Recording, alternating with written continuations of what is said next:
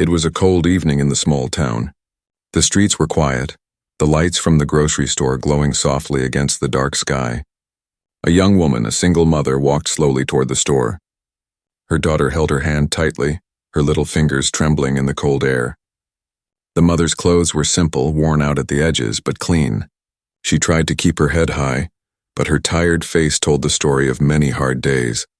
Her name was Sarah. She had worked all day at a cleaning job, her body aching, but her mind even more tired. She had only one thought now: feed her daughter tonight. Her little girl, Anna, was too young to understand the weight of money, but she could feel her mother's worry. She kept asking, "Mommy, can we buy bread? Can we have milk?" Sarah just smiled and nodded, though her heart was heavy. She knew the few coins in her purse might not be enough. Inside the store, the warm air welcomed them. Shelves stood tall, filled with food that looked both near and far to Sarah.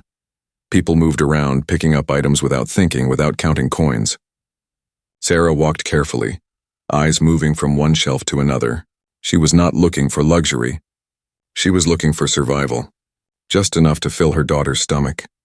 Just enough to make it through another day. She reached for a loaf of bread. Her hand shook slightly as she placed it into the basket. Then she picked up a small carton of milk. She thought about eggs, but paused. Could she afford them? She counted in her head: bread, milk, maybe some vegetables. She put 2 potatoes in the basket, then stopped again. The weight of every choice pressed on her. Behind her, Anna pointed at a bright cereal box with cartoon characters. "Mommy, can we get this?" she asked with innocent hope. Sarah knelt down, smiled, and whispered gently, "Not today, my love. Maybe another time." She kissed her daughter's forehead and tried to stay strong. Around them, other shoppers moved freely. They did not notice Sarah's struggle. To them, she was just another customer. But for her, every step, every item was a decision between hunger and hope. Her heart beat faster as she walked toward the cashier. The basket was light, but the fear was heavy. Would her money be enough? Would she face shame in front of strangers? She took a deep breath and tried to calm herself. She had faced worse days. But tonight, with her daughter watching, the thought of failing felt unbearable. At the counter, the cashier greeted her politely. He was a young man, his smile kind but professional. He began to scan the items. Beep, bread, beep, milk, beep, potatoes. The sound of the scanner was like a clock ticking in her chest. The total appeared on the screen. Sarah's heart dropped. She quickly opened her purse and counted the coins with shaking fingers. The money was not enough. Her eyes widened, her face pale. She whispered almost to herself, "No, it can't be." The people behind her shifted impatiently. A man sighed loudly. A woman tapped her foot. Sarah felt the heat of shame burning her cheeks. She turned to the cashier with trembling lips. I don't have enough. Please, can I return something?" Her voice was soft, almost broken. She looked at her daughter, who stared up at her with wide, innocent eyes. Anna did not understand why her mother's hands shook, why her voice cracked. Sarah's mind raced. Should she return the milk? Should she give up the bread? Every choice felt like a small defeat. She wanted to cry, but she held it back. She could not cry in front of her daughter. She had to be strong. But inside, she felt like the world was crushing her. The line behind grew restless. Someone muttered, "Hurry up." Another said, "Some people should plan before shopping." The words cut deep like knives. Sarah wanted to disappear. She wanted the ground to open and swallow her whole. But she stood there, frozen, caught between her empty wallet and her daughter's hopeful eyes. The cashier paused, looking at her. He did not rush. He did not sigh. His eyes were calm, thoughtful. Sarah noticed something unusual in his gaze, something gentle, something human. For a moment, it felt like time stopped. The hum of the store faded. The whispers behind her grew distant. All that remained was her daughter, and the silent question in the air. What would happen next? And so the struggle began. A struggle not only of money, but of dignity, of hope, of the simple fight to feed a child. Sarah did not yet know that this night, this small grocery store would change everything. The silence in Sarah's chest grew louder as the cashier read the total. The bright red numbers on the small screen stared back at her like an accusation. It was only a few dollars more than she had, but to her, it felt like a mountain. Her fingers trembled as she searched her small purse again, counting the coins once more, hoping they would magically add up to more. They did not. It was the same small pile, barely enough, not complete. Her voice broke the silence at the counter. I'm sorry, she whispered. I don't have enough. Please, can I return something? The cashier looked at her, pausing for a moment. His eyes studied her face, her tired hands, and the small child holding onto her dress. He did not say anything yet, and that silence stretched like a rope pulling tighter around Sarah's heart. Behind her, the line grew restless. A man in a dark jacket tapped his fingers on the counter loudly. Come on, he muttered. A woman checked her phone, shaking her head in irritation. The impatience of strangers was heavy, pressing against Sarah's back. Anna, the little girl, tugged gently at her mother's sleeve. Mommy, is everything okay? She asked in a small voice. The innocence in her words pierced Sarah deeper than any stranger's judgment. Sarah forced a smile, though her eyes glistened with unshed tears. Yes, sweetheart, she whispered, though the lie burned her tongue. Her thoughts raced. Which item should she give back? The bread? No, that was needed. The milk? Anna needed it. The potatoes? They were the cheapest, but still food. Every item in the basket was survival. Returning even one felt like giving up on tomorrow. Her lips trembled as she finally said, Take out the milk, please. Her voice cracked as she pushed the carton gently toward the cashier. The cashier's hand moved toward the item, but then he paused. His eyes met Sarah's again. This time there was something in his gaze, something unreadable. He looked not just at her face, but at her daughter, at the way Anna clung to her mother's hand. The silence stretched once more, but now it felt different. The man behind Sarah sighed louder. Seriously? Just pay and move on, he snapped. A ripple of murmurs passed through the line. Sarah's cheeks burned with shame.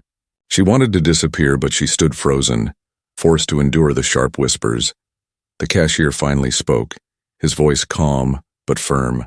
It's all right, he said, though it was not clear who he was speaking to, Sarah or the impatient crowd. He scanned the bread again, then the potatoes, his hand hovering over the milk. For a moment it looked like he would remove it, like Sarah had asked, but then something unexpected happened. Instead of deleting the item, he pressed a different button. The screen flickered and the total changed, not down but to 0. Sarah blinked, confused. What are you doing? She asked softly. The cashier smiled faintly, though his eyes held a strange calmness, almost like he had been waiting for this moment. Don't worry about it, he said. You and your daughter will take everything. Gasps rippled behind her. A woman whispered, Did he just pay for her? Another man muttered, Unbelievable. But no one moved closer. Everyone watched in silence, their impatience replaced by shock. Sarah's breath caught. Her lips parted, but no words came. I can't accept this, she whispered, her pride and gratitude clashing inside her chest. The cashier shook his head gently. It's already done, he said. His voice was steady, carrying a weight that silenced further protests. Anna's eyes widened with wonder. She looked at the cashier as though he were a hero from the bedtime stories her mother used to tell. She tugged at Sarah's arm. Mommy, he's so nice. Tears finally spilled from Sarah's eyes. She tried to wipe them quickly, embarrassed to cry in front of strangers. But her body trembled with a mix of relief and disbelief. The impatient man behind her was quiet now. He stared, his mouth half open, as though he could not understand what had just happened. The woman with the phone lowered her head, suddenly ashamed of her earlier annoyance. The tension in the store shifted. What was once a heavy air of judgment turned into silence, into reflection. Every person in that line, every stranger watching, felt something stir in their hearts. Sarah finally found her voice. She whispered to the cashier, Why would you do this? The cashier looked at her, his expression unreadable but kind. Because once, he said softly, someone did the same for me. His words hung in the air like a secret shared between them. Sarah wanted to ask more, wanted to understand, but the look in his eyes stopped her. There was something deeper there, something unspoken. The basket of food was now hers. The struggle of coins, the fear of shame, the tension of the line, all had melted away, replaced by a kindness she could not explain. But even as relief washed over her, Sarah felt something else, a strange curiosity. Who was this man really? Why did his kindness feel larger than life, almost otherworldly? And as she gathered the bag, holding Anna close, she could not shake the thought that something much bigger had just begun. The store was quiet now. The hum of the ceiling lights buzzed faintly, but even that sound felt softer than the silence around the cashier's counter. People who had been impatient only moments ago now stood still, their eyes fixed on the young man behind the register. Something about him, about what he had just done, held them in place. Sarah's hands shook as she held the small grocery bag. Her daughter, Anna, pressed her face against her mother's side, peeking up at the cashier with wide, shining eyes. The child's innocence saw no shame, only wonder. Sarah's lips trembled. I don't understand," she whispered, her voice almost too soft to hear. "Why would you pay for us? You don't even know me." The cashier's smile was gentle, but his eyes carried a depth that words could not explain. He leaned slightly closer, lowering his voice as though sharing a secret meant only for her. "Because kindness is never lost," he said. "It travels from one person to another. And tonight, it reached you." Sarah blinked, her tears threatening to spill again. She wanted to thank him, to hold on to his words, but something in his expression stopped her. It was as if his kindness was not simply charity. It was something bigger, something almost purposeful. The crowd behind her shifted uneasily. No one dared to speak, but their faces told stories of surprise, of shame, and even curiosity. The man who had complained earlier stared down at the floor, avoiding eye contact. The woman with the phone pressed it into her pocket, her cheeks flushed with embarrassment. But the cashier, he was calm. Too calm, his voice steady, his hands gentle. It was not the nervous generosity of someone doing a good deed for the first time. It was practiced, as though he had been here before, as though he had done this many times in many places. Sarah studied him. His uniform was simple, his name tag reading David. Yet something about him felt unusual. His movements were too precise, too deliberate. When he touched the screen, it flickered faintly. Not like any cashier screen she had seen before. And when he smiled, there was a warmth that seemed to reach deeper than skin, almost as if it glowed. She shook her head quickly, telling herself she was imagining things. It was only exhaustion, only the weight of stress making her see what wasn't there. Still, the thought refused to leave her. Anna tugged at Sarah's arm. "Mommy, he's like a hero," she whispered loudly enough for the line to hear. "Like the ones in my stories." A ripple of soft laughter moved through the crowd, breaking the tension for a brief moment. But even in that small laugh, there was a shift. People who had judged a minute ago now felt a sting of guilt. They had stood there ready to criticize while this one man had chosen to act. Sarah finally gathered her courage. "David," she said quietly, reading the name tag, "I can't repay you. I don't even know how to thank you." The cashier's expression softened. "Don't," he said simply. "Just remember this moment." "That's enough." His words carried weight, as though they weren't just for her, as though they were meant for everyone in the store. Then something strange happened. As Sarah reached for her bag, her eyes caught a faint light at David's wrist. A small band peeked from under his sleeve, glowing faintly blue for a second before fading. It was quick, almost invisible, but Sarah had sharp eyes.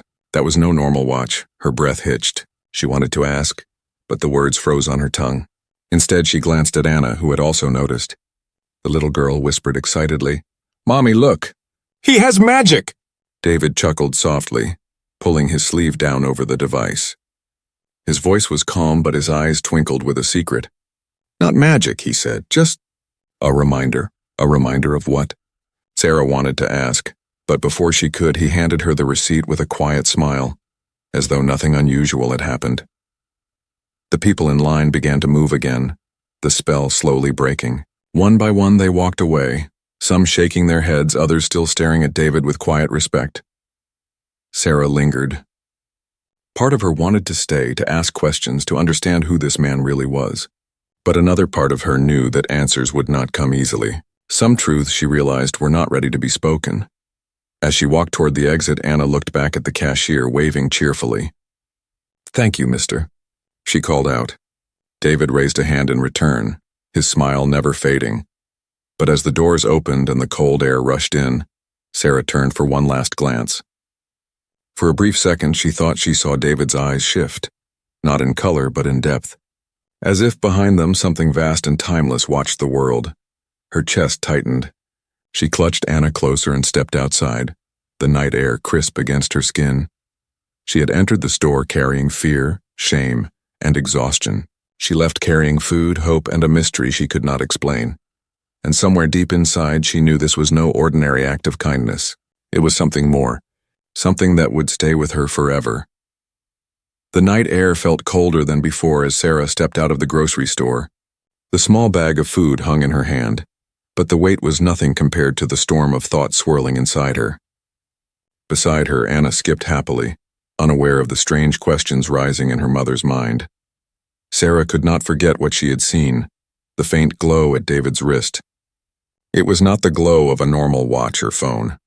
It was something else, something alive. For a moment, she almost believed her daughter's words. Magic. But Sarah was not a child. She knew better. And yet deep down she felt something impossible had just touched her life. As they walked down the dim street, Sarah heard Anna humming softly, a tune filled with peace. The child was happy, fed, and safe. That was all that mattered. Still, Sarah's eyes drifted back to the store. Through the glass doors, she could see David still at the counter, serving another customer as if nothing unusual had happened. But there was something in the way he moved. Too calm, too deliberate, it felt practiced. Later that night, Sarah and Anna sat at their small kitchen table. The bread was fresh, the milk cold, and Anna ate with joy. Sarah smiled at her daughter, but her mind was far away. She kept remembering the silence in the store, the shift in the air when David had spoken, and the way his eyes seemed to hold more than human kindness. Anna suddenly asked, "Mommy, do you think he was an angel?" Sarah froze. "An angel?" she repeated softly. "Yes." Anna nodded, her small eyes glowing with excitement. "He looked at you like he knew you, like he was sent here just for us." Sarah chuckled weakly, brushing her daughter's hair back. Maybe he was just a kind man. But her voice lacked certainty. When Anna fell asleep later, Sarah sat alone in the silence of the night. She replayed every moment again, the faint glow at his wrist, the strange confidence in his voice, the way the crowd had gone silent, almost as if they had been touched by something greater. It felt like a test of humanity. The next day, Sarah returned to the store. She did not need more food, but curiosity drove her. She wanted answers. She wanted to see him again. David was there, standing behind the counter, scanning items with his usual calm smile. But when his eyes met Sarah's, it was different. He seemed to have been expecting her. "Back again so soon?" he asked warmly. Sarah hesitated, then stepped closer. I wanted to thank you properly," she said, her voice careful. "And I wanted to ask, what was that thing on your wrist?" David's smile did not fade, but his eyes grew serious. He pulled his sleeve lower, hiding the device. "It's nothing you need to worry about," he said gently. But Sarah pressed on. "Please, I know what I saw. It wasn't normal." For a long moment, David was silent. The store around them seemed to fade, as if the world was holding its breath. Then slowly he spoke. "You're right," he said quietly. "It's not normal. But neither is kindness in a world that has forgotten it." Sarah's heart raced. "Who are you?" she whispered. David looked past her, as though searching for words that would not break the fragile balance of truth and secrecy. Finally, he said, "I am a watcher. Not from here, not from now. My task is simple, to observe humanity, to measure its heart, to see if hope still lives among people." Sarah's breath caught. His words were unbelievable, yet something inside her told her they were true. The way he spoke, the way his presence had changed the atmosphere. He was not ordinary. "But why me?" she asked, her voice trembling. "Why help me?" David's gaze softened. "Because sometimes the smallest act shows the biggest truth. You stood there ready to sacrifice milk for your child. That choice, that love, it is what makes humanity worth saving, and I could not let it go unnoticed." Sarah's eyes filled with tears again, but this time they were not from shame. They were from awe. He leaned closer, lowering his voice to a whisper. "Remember, Sarah, the world is watched. Not for power, not for wealth, but for compassion. Every choice, every act of kindness is a message, a signal. Humanity's worth is measured not by strength, but by heart." For a moment she felt the room spin. It was too much, too strange, and yet too real. Before she could ask more, a customer approached, and David straightened, his smile returning.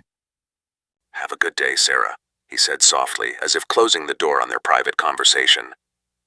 She stood frozen, clutching her bag tightly. She wanted to scream questions, to demand answers, but the words stuck in her throat. As she turned to leave, she caught one last glimpse of his wrist. The device glowed again, faint but steady like the heartbeat of another world. Sarah walked out into the sunlight, her mind racing, her heart trembling. She no longer doubted what she had seen. David was not just a cashier. He was something more. And his kindness was not random, it was a revelation. The morning sun touched the town with soft golden light. Sarah walked slowly through the streets holding Anna's small hand. But inside her heart, nothing felt ordinary anymore. The world seemed the same. Cars driving by, people walking to work, children laughing in the distance. Yet she saw everything differently now. The memory of David's words still echoed in her mind.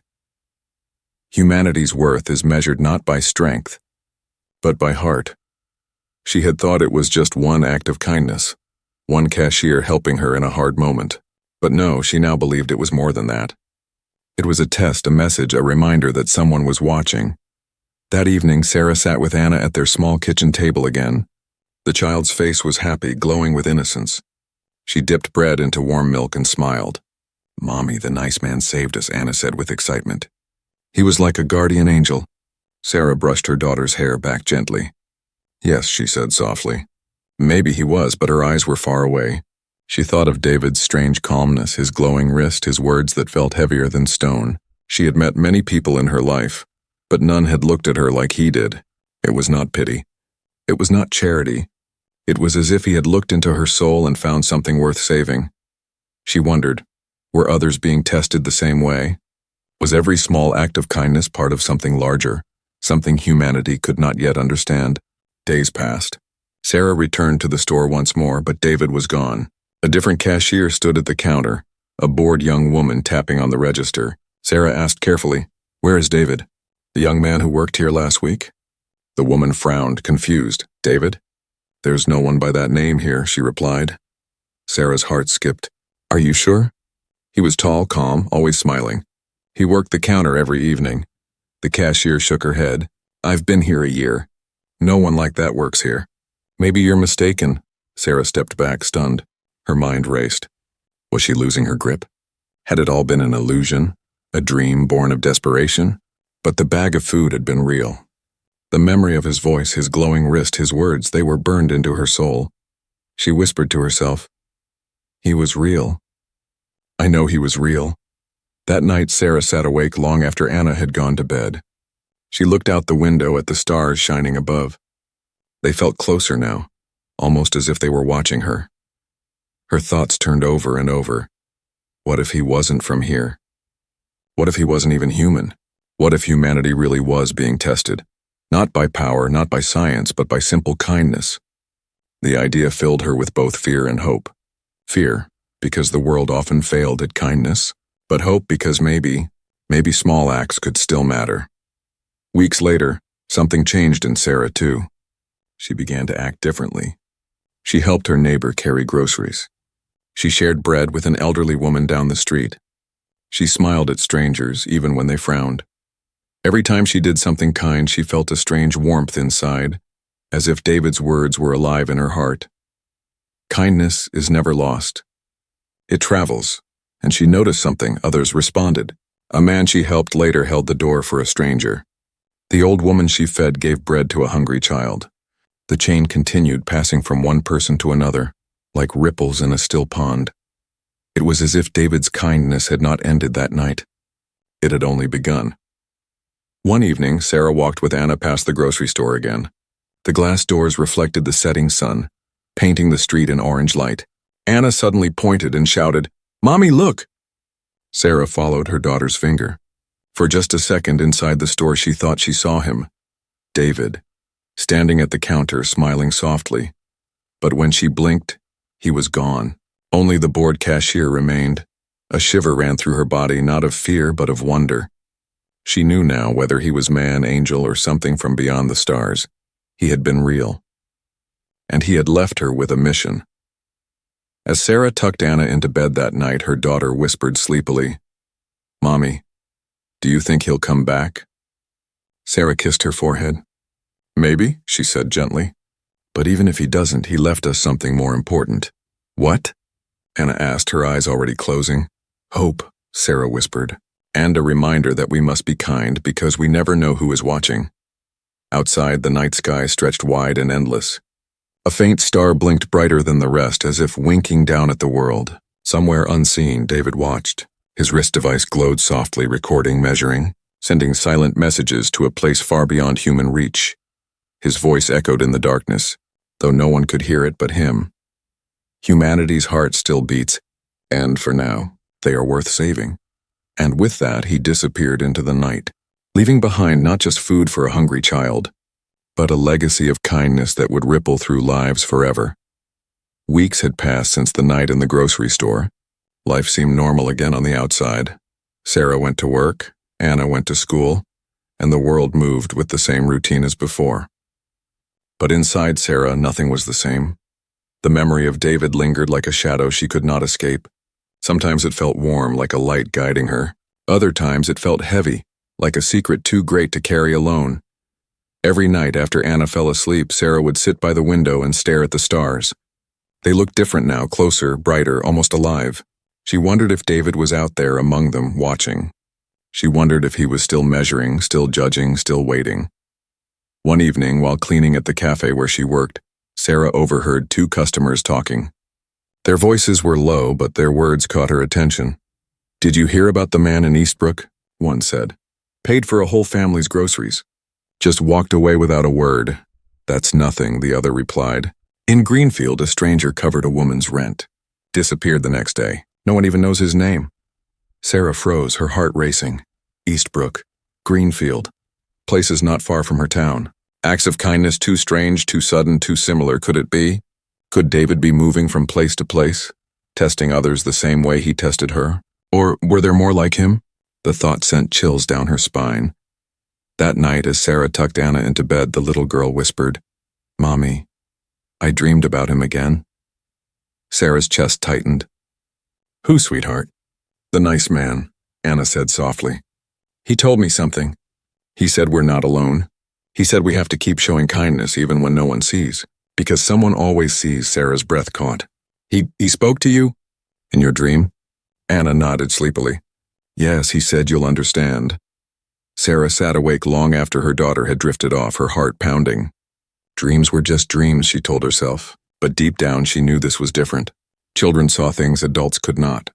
And maybe, just maybe, David had found a way to whisper beyond the ordinary. The following days brought more signs. A man she helped on the street suddenly said, "Someone like you helped me once." A stranger at the bus stop told her, "Kindness travels, you know. It always comes back." Sarah's stomach knotted each time she heard those words. They were David's words. His message was spreading like a secret language, whispered through strangers, carried from town to town. It was no longer just about her. It was bigger, wider, moving through humanity like an invisible current. One rainy night, Sarah closed the cafe late. The streets were empty, the air heavy with mist. As she walked home, she heard footsteps behind her. She turned quickly, fear tightening her chest. But it wasn't danger. It was a figure standing under a street lamp. Tall. Still. Watching. For a moment, she thought it was David. Her heart leapt into her throat. But as the figure stepped closer, she realized it wasn't him. It was a woman. Her clothes were plain, her face calm, but her eyes held the same depth David's had. The same weight, the same silence. Sarah's voice trembled. "Who are you?" The woman smiled faintly. "A friend," she said. "Like him." Sarah's knees weakened. "So, there are more of you?" "Yes," the woman replied simply. "We are many. We walk among you, unseen, testing, watching. Humanity stands on the edge. Your world believes strength is power, but we measure something else." Sarah swallowed hard. "Kindness," she whispered. The woman nodded slowly. "Kindness, compassion, sacrifice. These are the true signs of worth. And your choice that night, your love for your child, it was seen." Sarah's chest tightened. "Why me? Why show yourselves to me?" The woman's gaze softened. "Because you are ready to understand. And because your daughter will carry this further than you can imagine," Sarah gasped. "Anna?" The woman placed a gentle hand on her shoulder. "Teach her well. The test is not over." The world is being judged every day, in small acts, in quiet choices, and the whispers will grow louder. With that, the woman turned and stepped back into the mist. Sarah blinked and she was gone. Sarah stood alone under the street lamp, her body trembling. She clutched her bag tightly, her mind racing. More watchers, more tests, and her daughter, a part of this future. As she walked home, her fear slowly shifted into something else. Resolve. She understood now. It was not about David, not about one act of kindness. It was about humanity itself. And she, a single mother with nothing but love for her child, had been chosen to see it. When she reached home, Anna stirred in her sleep, whispering softly. Sarah leaned closer and heard her daughter's words. "Be kind," Anna murmured. "They are watching." Sarah kissed her forehead, tears falling silently. She whispered back, "Yes, my love. Always." And outside the window, high above the quiet town, a faint light blinked in the sky. Not a star, not a plane, something else. Watching, waiting, whispering. The nights grew colder, but Sarah no longer felt alone. The memory of the woman under the street lamp stayed sharp in her mind. "Your daughter will carry this further than you can imagine," the woman had said. At first, Sarah tried to push the words away. Anna was just a child, bright, innocent, full of dreams. How could she carry such a heavy burden? Yet as the days passed, Sarah began to notice small changes. Anna had always been curious, but now her questions carried weight. "Mommy," she asked one morning, "why are people mean sometimes but nice other times?" Sarah paused, choosing her words carefully. "Because kindness is a choice, Anna. Some people forget to choose it." Anna nodded thoughtfully, as though storing the answer deep inside. Later that week, Sarah found her daughter giving away half her lunch at school to a classmate who had none. When Sarah asked why, Anna said simply, "Because kindness travels, right?" Like he told us, Sarah's heart stopped. "Who told you that?" she asked carefully. Anna smiled softly. "The nice man. I saw him in my dream again." Sarah trembled. David was gone from the store, gone from her world. Yet somehow he still reached Anna. And now, her daughter repeated his words as though they were seeds planted in her heart. One night, a storm rolled over the town. Thunder shook the windows and rain beat against the roof. Anna woke from sleep, her eyes wide. She rushed to Sarah's side, trembling, but not from fear of the storm. "Mommy," she whispered, "I saw them. Not just him. Many. They were standing in the sky like stars, but they were people. They were watching everything. And one of them spoke to me." Sarah's breath caught. "What did they say?" Anna's voice was small yet steady. "They said, 'The heart of humanity is fragile but strong if protected. Teach them, guide them. One day you will understand.'" Sarah pulled her daughter close, her heart pounding. The watchers were speaking to her child now, not just in symbols or whispers, but directly. The next morning, Sarah walked Anna to school. The sky was clear, the storm gone, but Sarah's mind churned with questions. Why Anna? Why her child? At the school gate, Anna squeezed her mother's hand. "Mommy," she said with a wisdom far beyond her age, "we have to show people kindness even when they don't deserve it, because that's the real test." Sarah stared at her daughter, stunned. These were not the words of a 7-year-old. These were lessons carried like messages from beyond. Over the following weeks, more signs appeared. One afternoon, Anna told her mother, "Don't be sad today. Something good will happen." Hours later, Sarah received unexpected news. Her work hours were increased, giving her enough to cover rent without fear. Another time, Anna told a sick neighbor, "You'll feel better soon."